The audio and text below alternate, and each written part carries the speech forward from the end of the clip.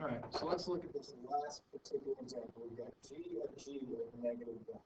All right, so like we've done before, let's go ahead and just rewrite this. Let's make this look like this: g of -1. Like we've done before, we've got a two-step process here. So the first step, I'm going to take g and I'm plug in a -1. So we're going to g of -1. And whatever value I get from there, I'm going to take that and plug that into g of x. So that would be the second step. So let's look at that first step. All right, so g of x is going to be 4x. So I'm going to take -1 and plug that into 4x. So we're going to do g of -1 first, which is going to be 4 times -1, which gives me a -4 value. So now my first step is to take g of -1, get a value for it. So now that I've got the value for it, now I'm going to take that value and I'm going to plug it into g of x. So I'm going to take my -4 and plug that into g of x. All right, so the second step here is to now take my value, which was -4, and plug that into g of x with the g of -4, which will give me 4 times -4, which will give me -16. So g of -1 is -16. All right, so that's my last of those examples. So now let's go ahead and let's start looking at some actual functions here, not just plugging a particular value. All right, so for this next example, we're going to find a composite function and its domain. All right, so first thing we're going to do is find f of g, or f of g of x. All right, so we see that f of x is x squared plus 3x minus 1, and g of x is 2x plus 3. So those are my two particular functions. All right, so first thing we're going to do is find f of g. Or another way I could look is f of g of x. So those are just multiple ways to show different things. So in this particular example, I'm going to take g of x and I'm going to plug that into f of x. So if we go back up to my original function that I wrote down, I'm going to take g of x and I'm going to take that and plug it into every single x value I have in f of x. Right? Now, before I jump in and do that, what I want to do is let's look at the domains, because notice up here it talks about us wanting to also find the domain. So let's just look at each individual domain first. Now, for f of x, there are no square roots, no fractions, so I'm going to have no restricted values, so my domain for f of x will be all real numbers. And it's the same thing for g of x. No fractions, no square roots, so my domain for g of x will also be all real numbers. Alright, so that's going to become important to what we're about to do. Alright, so let's take g of x and let's plug it into f of x. So what that's going to look like is anywhere I see an x value in f of x, I'm going to plug in g of x. So in this original, so my first one, my x, I can plug in g of x. So 2x plus 3 squared plus 3 times 2x plus 3 minus 1. So notice, anywhere I saw an x value, I plugged in a 2x plus 3. All right, so now what we've got to do is we've got to go through and we've got to simplify. All right, let's scroll down and give me a little bit more room. All right, so let's simplify. Now, be careful with this first part. 2x plus 3 squared. So a lot of people have the tendency to take that squared and distribute it through to both pieces. That's wrong. So you guys got to remember what we talked about this semester. Squared means I've got 2 of them. So I'm actually multiplying 2 of them. So 2x plus 3 times 2x plus 3. Plus, now the second part, I'm going to go ahead and simplify this. I'm going to take this 3 and distribute it into both pieces. So 3 times 2x is 6x. 3 times 3 is 9. And of course, I bring down my minus 1. Alright, so let's go ahead and fill these two binomials together. So 2x times 2x is 4x squared. 2x times 3 is 6x. 3 times 2x is 6x. And then 3 times 3 is 9. And then I can bring down my other pieces. So I've got my plus 6x plus 9 and my minus 1. So now we combine that time. So 4x squared is not going to combine with anything. So I'm going to bring that down. So 4x squared is that first one. Now let's see how many x's we have. Now I've got a 6x here, a 6x here, and a 6x here. So all together, I've got 18 x's. And then I've got a 9 minus 1, which is 8. So there is my composite function. Now, if we're going to go back and find the domain, you remember earlier we were talking about the domain of a composite function. You always always want to find the restricted values of that second piece. So in this case, I want to find the domain of my second function before I find the domain of my composite function. Alright, so in this case, my second function is g of x. So all of those input values also need to be input for f of x. Alright, so g of x, we said my domain earlier, is all real numbers. Alright, so that means I have no restricted values, so we're okay with it. So because my domain for g of x is all real numbers, and if I look at my final composite function down here, I still have no square roots, no fraction. So my domain will still have no restricted values, so my domain will be all real numbers. Alright, so why don't you guys take a quick second and go through and do g of f of x. Alright, so let's look at this next one, g of f of x. Now, g of f of x is written a different way. It also look like this later. Alright, so it's g of f of x. Now, from here, this limit, this means that I'm going to take f of x and I'm going to plug it into g of x. So what I'm going to do is I'm going to scroll back up on the report. I'm going to scroll back up. Let's kind of erase some of these pieces here. Let's go back and refresh on that a little bit. So we have the domain is going to look at here. Alright, so g of f of x, I'm going to take my entire function f of x, and I'm going to plug that into g of x. I'm going to plug that into that x, y, record. And this one will be a little bit shorter because we're not having to go through and plug everything in. Alright, so that means again that I'm going to take f of x and I'm going to plug that into g of x. So that means that g of x is 2x plus 3. So in place of that x value, I'm going to plug in f of x, which is x squared plus 3x minus 1. So remember, g of x is 2 times x plus 3. And again, in place of that x, I plug in f of x. So let's just simplify. What I will do is distribute the 2, distribute the 2, distribute the 2. So when I simplify, I've got 2x squared. 2 times 3x is 6x. 2 times negative 1 is negative 2. And I'll just bring down my plus 3. And so my last piece of this is just going to be simplifying everything. Combining like terms, so 2x squared, 6x doesn't combine anything, so it's just 6x. And then negative 2 plus 3 will be a positive 4. Alright, so just like we did before. Alright, so in this case, I take my domain of my second function, which in this case is f of x. So remember, earlier we said the domain for f of x was all real numbers, so there are no restricted values for plugging in g of x. So I have none to put in my original domain. So now my new domain of my composite function, still no fractions, still no square roots. So my domain will still be all real numbers. Alright, so that's one of the more basic functions. So let's go back and let's talk a little bit more about that domain in case you're a little bit lost. Let's go to that next slide. Alright, so if you kind of read through this, it might be a little confusing. I'm trying to see if I can explain it a little bit better. Alright, so it says in determining the domain of the composite function, keep the following two thoughts in mind about the input x values. Alright, so if I'm looking at g of x, or f of g of x, so notice I'm talking about f of g of x. So the first thing that I've got to keep in mind is g of x. That's that second function. If I'm plugging values into g of x first, that means any restricted values in g of x must also be part of f of g of x. So any excluded values I have here are also going to be excluded values in my composite function. In essence, that's what this is all saying. So again, any excluded values in g of x also are going to appear in f of g of x. So that's why we always find the domain or finding the restricted values of my second function. Then I can go through and find the domain for my composite function. So that's what we're going to be doing. Alright, so let's go down and look at this example right here. This one's going to be a little more involved, so try and go through these as best we can.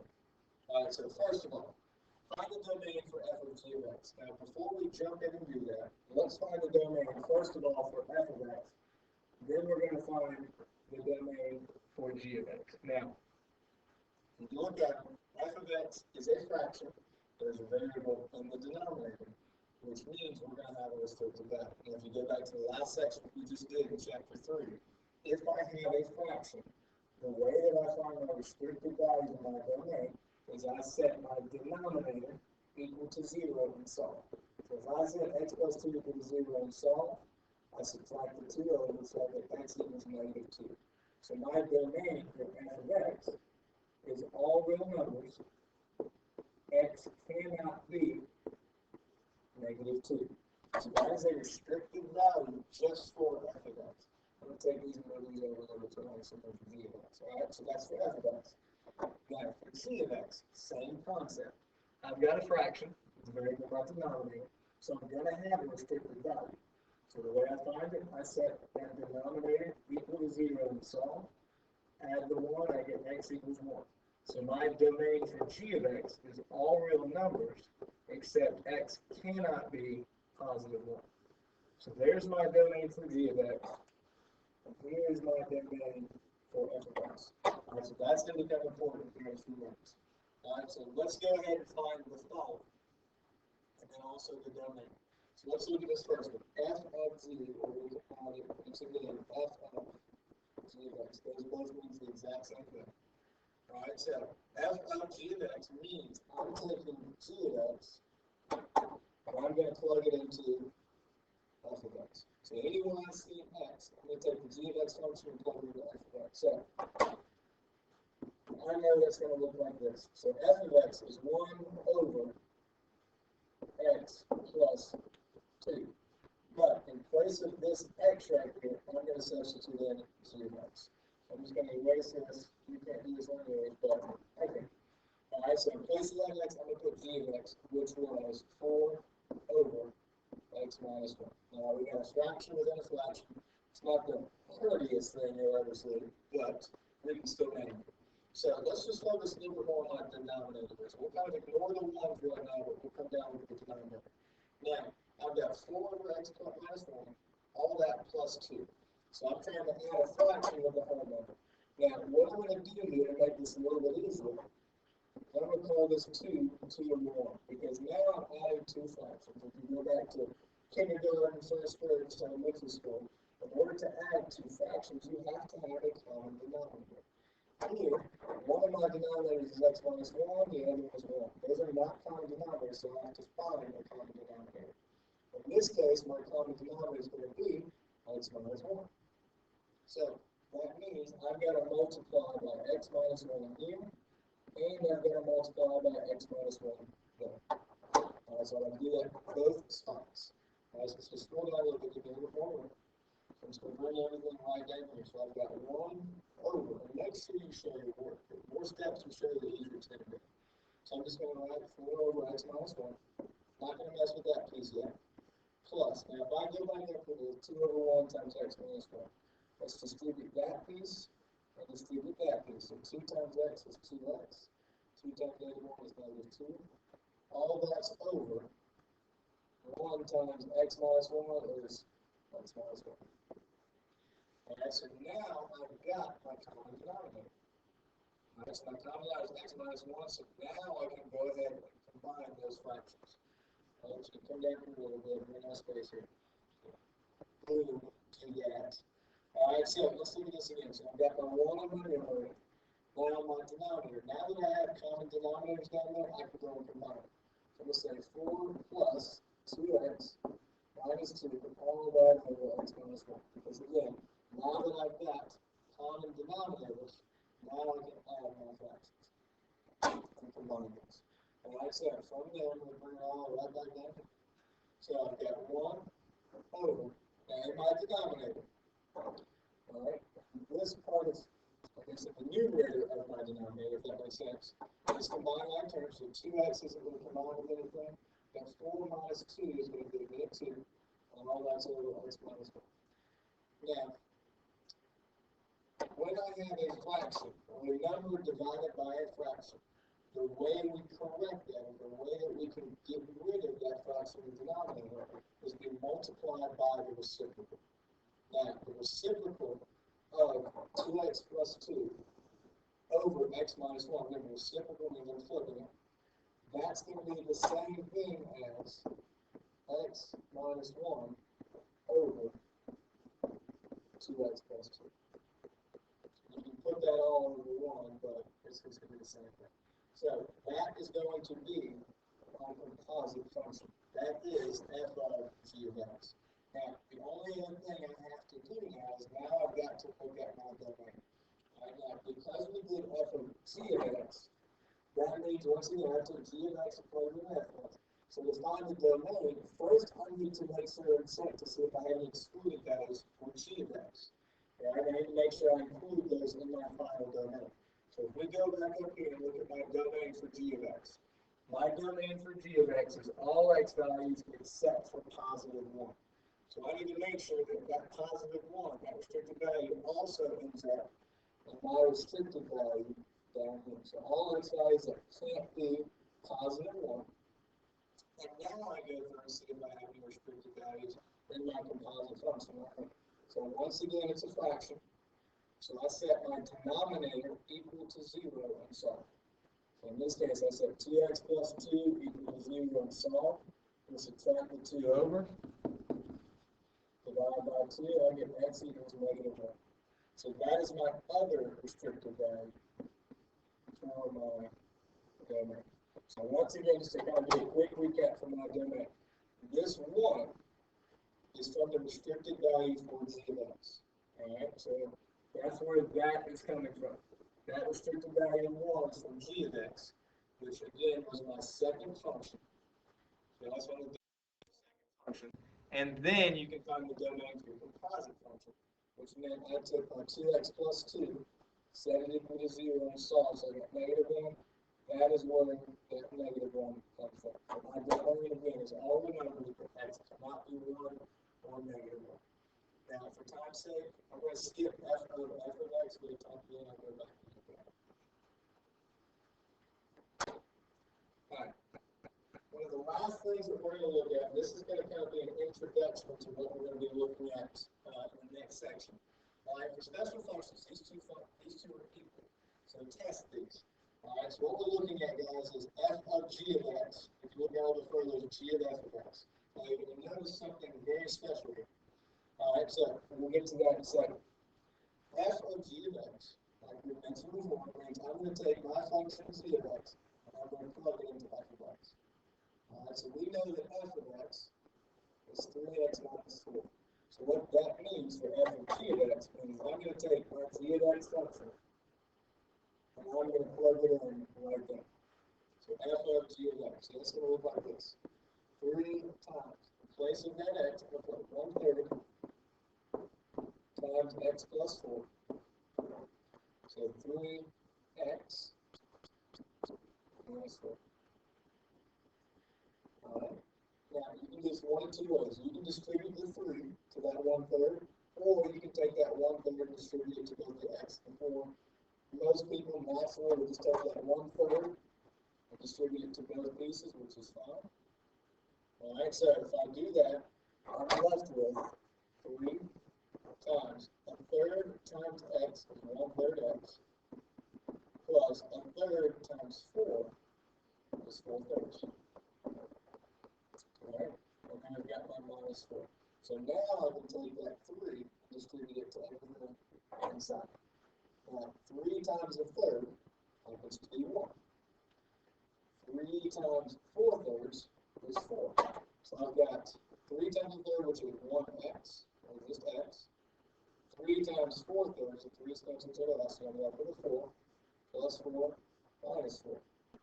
Alright, so when I do that, my 4's cancel out, I'm left with x. Alright, so f of g of x gave me a value of x.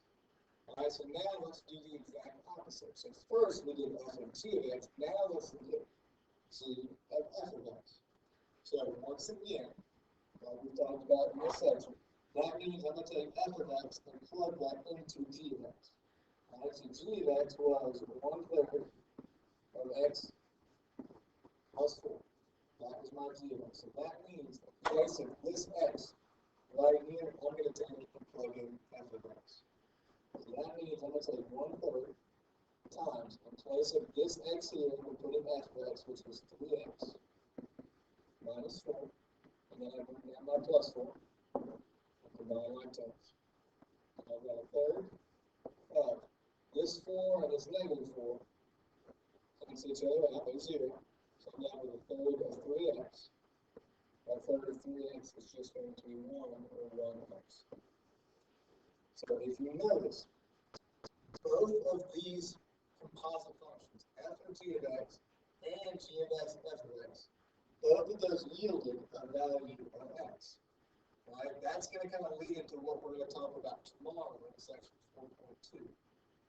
Right? So 4.2, we're going to start talking about inverse functions. And these functions, in fact, are inverse functions of each other.